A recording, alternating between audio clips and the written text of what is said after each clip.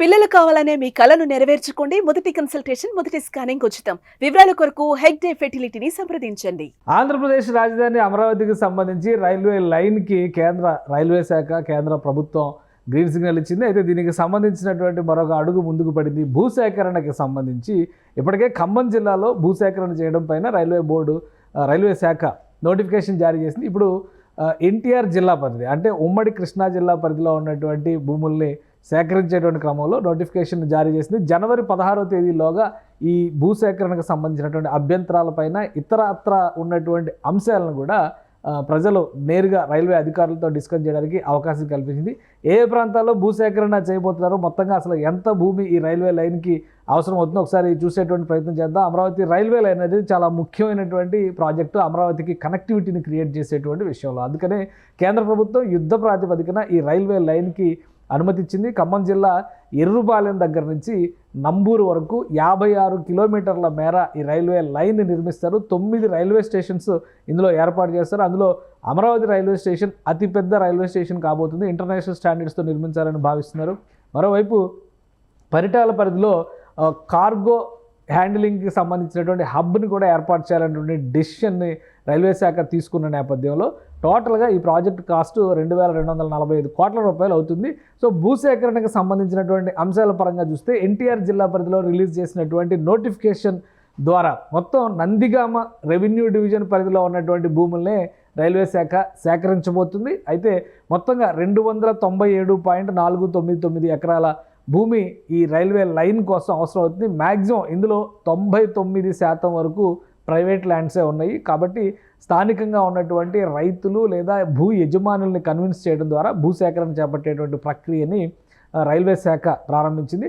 మొత్తంగా కంచికచర్ల మండలం, అంటే revenue division, Nandigama revenue division అయితే కంచికచర్ల మండలం పరిధిలో ఉన్నటువంటి గ్రామాల్లోనే భూసేకరణ ఎక్కువగా జరుగుతుంది. పరిటాల గ్రామంలో అత్యధికంగా 72.42 ఎకరాల భూమిని రైల్వే శాఖ సేకరించే ప్రయత్నం చేస్తుంది. ఎందుకంటే ఇక్కడ కార్గో హబ్ ఏర్పాటు చేయడానికి కావాల్సినటువంటి ప్రణాళికని ఈ ప్రాజెక్టులో పొందుపరిచారు. కార్గో హబ్ ఏర్పాటు అయితే కనుక ప్రధానంగా హైదరాబాద్ నుంచి విజయవాడ కనెక్టివిటీ, అలానే హైదరాబాద్ నుంచి చెన్నై కనెక్టివిటీకి సంబంధించినటువంటి కార్గో హ్యాండ్లింగ్స్ అన్నీ కూడా ఈ హబ్ దగ్గరే డౌన్లోడ్ అప్లోడ్ జరిగేటువంటి ప్రక్రియ ఉంటుంది.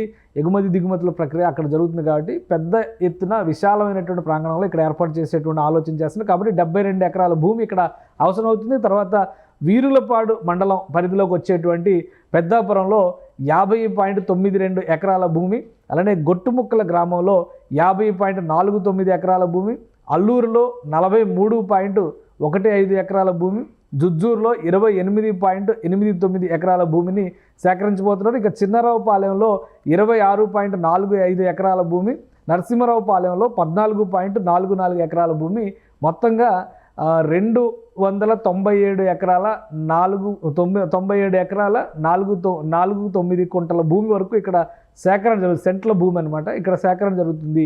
ఇది కేవలం కృష్ణానదికి ఆవల ఉన్నటువంటి మార్గంలో జరిగేటువంటి సేకరణ. అలానే ఇటు ఉమ్మడి కృష్ణా జిల్లా కాకుండా ఖమ్మం జిల్లాలో కూడా దాదాపు 25 నుంచి 30 ఎకరాల భూమిని అక్కడ సేకరించేటువంటి ప్రయత్నం జరుగుతుంది. ఇవన్నీ ప్రైవేట్ ల్యాండ్స్. ముఖ్యంగా ఈ పరిధిలో ఇది కృష్ణానదికి ఆనుకుని ఉన్నటువంటి ప్రదేశం కావడంతో ఇక్కడ చాలా చోట్ల కుంటలు, చిన్న చిన్న చెరువులు లాంటివి పర్యావరణ పరమైనటువంటి అంశాలు కూడా ముడిపడి ఉన్నాయి. అలానే 2-3 ఎకరాల్లో అసైన్మెంట్ భూములు కూడా ఉన్నట్టుగా అధికారులు గుర్తించారు.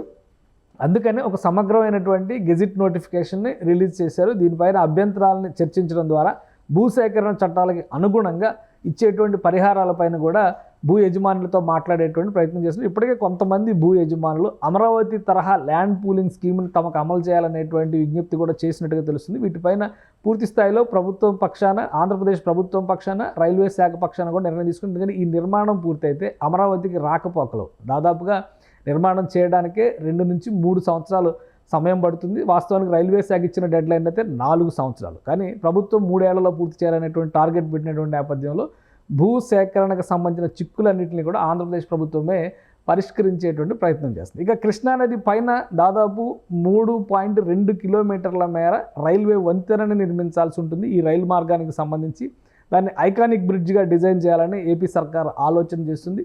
కృష్ణానది దాటిన తర్వాత ఉన్న ప్రాంతం అంతా కూడా అమరావతి ప్రాంతంలో ఆల్రెడీ భూసేకరణ జరిగింది కాబట్టి అక్కడ రైల్వే లైన్ నిర్మాణానికి ఎలాంటి ఇబ్బందులు రాకపోయేటువంటి అవకాశం ఉంది. కాబట్టి ఆ పరిధిలో అంటే అమరావతి పరిధిలో చేసేటువంటి నిర్మాణాలను సపరేట్ ప్యాకేజ్గా కృష్ణా జిల్లా, ఉమ్మడి కృష్ణా జిల్లా పరిధి లేదా ఇప్పుడు ఉన్నటువంటి ఎన్టీఆర్ జిల్లా పరిధిలో జరిగేటువంటి ప్యాకేజీని సపరేట్గా, ఖమ్మం జిల్లాలో జరిగేటువంటి నిర్మాణ ప్రక్రియ మొత్తాన్ని కూడా సపరేట్ ప్యాకేజ్గా ఇలా ఒక 3 ప్యాకేజీలుగా విభజించడం ద్వారా అమరావతి రైల్వే లైన్ నిర్మాణ పనులను ముందుకు తీసుకెళ్లాలని రైల్వే శాఖ ఆశిస్తోంది. ఆ క్రమంలోనే ఈ నోటిఫికేషన్ రిలీజ్ చేసింది. జనవరి 16వ తేదీ డెడ్ లైన్. అభ్యంతరాలు ఉన్న ఇతరత్ర సమస్యల్ని ప్రభుత్వ అధికారుల దృష్టికి తీసుకెళ్లాలన్నా కానీ లబ్ధిదారు అంటే ముఖ్యంగా భూ యజమానులకు ఉండేటువంటి డెడ్ లైను. ఈలోగా అప్రోచ్ అయినటువంటి వాళ్ళకి కావాల్సినటువంటి సమాచారాన్ని ఇచ్చేందుకు కావాల్సిన ఏర్పాట్లు కూడా రైల్వే శాఖ చేసింది. ఇక భూసేకరణ ప్రక్రియ కనుక ఈ నెల రోజుల తర్వాత పూర్తయితే తదుపరి ప్రక్రియని రైల్వే శాఖ ప్లస్ ఆంధ్రప్రదేశ్ ప్రభుత్వ సమన్వయంతో ముందుకు తీసుకెళ్లేందుకు కావాల్సిన ప్రణాళికను కూడా సిద్ధం చేసుకున్నారు. వాస్తవానికి ఇది 2017-18లోనే సిద్ధమైనటువంటి ప్లాన్. కానీ అమలులో మాత్రం 5 సంవత్సరాల పైగా దాదాపు 6 సంవత్సరాల జాప్యం జరిగినటువంటి నేపథ్యంలో ఎంత త్వరగా భూ సమస్య పరిష్కారం అయితే అంత వేగంగా తదుపరి ప్రొసీజర్లోకి వెళ్లేందుకు అధికారులు కూడా సన్నాహాలు చేస్తున్నారు. సుమన్ టీవీలో మీ పర్సనల్ అండ్ బిజినెస్ ప్రమోషన్స్ కోసం కింది నెంబర్కి కాంటాక్ట్ చేయండి.